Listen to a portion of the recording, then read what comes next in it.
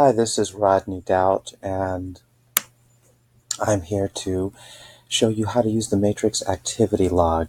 Now, this is adapted from a type of work called behavioral activation, and this particular log was adapted from that to the matrix, and it's used to help people who were depressed better appreciate the things they do each day, and as a result, reinforce their useful behaviors and help them do more stuff and as a result reduce their depression.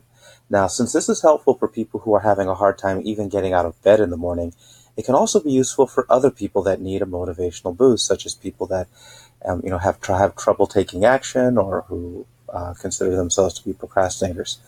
Now, to use it, you can fill in your name and the dates at the top. Now, name, obviously, you know who you are, so you may not need to fill in your own name, but you definitely want to fill in the dates so that you'll know what time period you were operating from. Um, and what you're going to do is then you're also going to put in, like what you see here, the day. If you started this on a Monday, put Monday. If you start on a Tuesday, put Tuesday. And you're going to fill in the rest of the days of the week with the day of the week. And then what you're going to do is as you do activities throughout the day, you're going to find, on Monday, maybe from 6 to 7 a.m., you went for a run. You're going to put, okay, I went for a run. And then you're going to put, was that an away move for A, and T, if it was a toward move. And if you've seen my other materials, then you'll know that an away move is something that takes you away from a negative feeling, or you do it under the control of a negative feeling. So away from a negative feeling would be if you're doing something to get away from fear, or under control would be like if you do something because you're angry, so you're kind of feeling controlled by it. Um, and a T is a toward move, and that just means it's towards something, a person or some idea or something that you feel is important, such as fitness. A person might be running towards fitness, or they could be running away from stress. Running is a way to deal with stress. All right, and then what you want to do is you want to rate the difficulty. So you put 1 star if it was easy to engage, 2 stars if it was moderately difficult, and 3 stars if it was very difficult to engage in that activity. And one of the reasons why we're doing this, you want to do this, is when you rate the difficulty of the activity, it can cause you to appreciate it more. And just think about it this way. Think of the game of golf. If you've ever played golf, it's really, really hard to control the ball. All right. Now, what if I could give you like an incredible club that would make it so that when you hit the ball, it always went into the hole, right? Now, that might be fun a couple of times, but after a while, you'd say, what's the point of playing this? Now, we appreciate people who do amazing feats like climbing Mount Everest. Why? Because it's extremely difficult and most people won't be able to do it.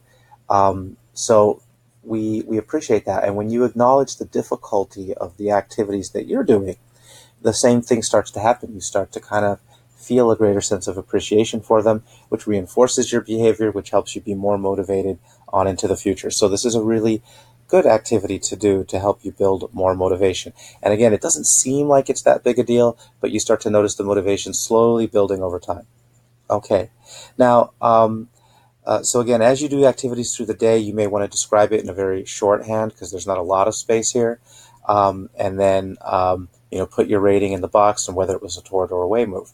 Now, you can also print this out and do it by hand, or you can just type in the boxes. Now, if you're going to print it out, you would just kind of click on the print, Control P if it's on a Mac, on a PC, or you can go to File, and then you can find Print here as well.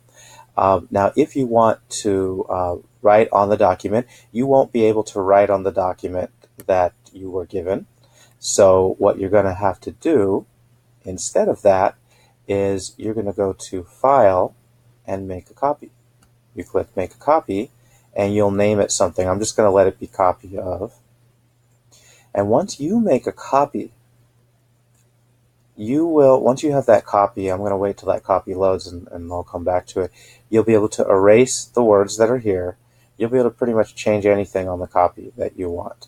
I really suggest that you don't get rid of the directions and some of the other stuff at top and the stuff at the bottom, the book that it came from, just because I like to respect the authors. Even though I was given permission to do this, I still want to, and they did not ask me to say where it was adapted from, but I prefer to do that. Anyhow, And anyhow, this is taking a while. There it is.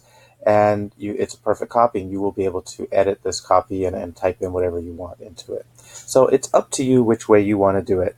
My suggestion is try this for at least a week or so, and notice about the doing. If you see yourself more willing to put in effort into doing the more difficult activities. And if you do, you might try doing it for an extra week or two.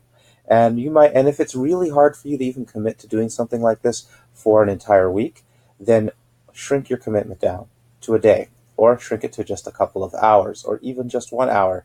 Um, you know, it's up to you. But my suggestion is, whenever you feel like if you're going to feel like putting off an activity like this, which can really build up your motivation in the long term, my suggestion is shrink the commitment down to something manageable for you.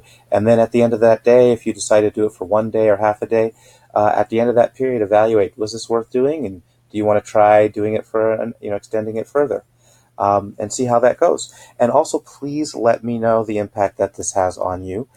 You will have gotten this to me from email, and I'm not sure what email it is that's going to be sending this yet.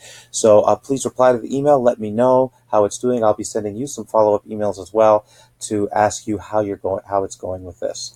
All right. I hope I am of service to you by doing this, and I hope I will continue to be able to be of service to you.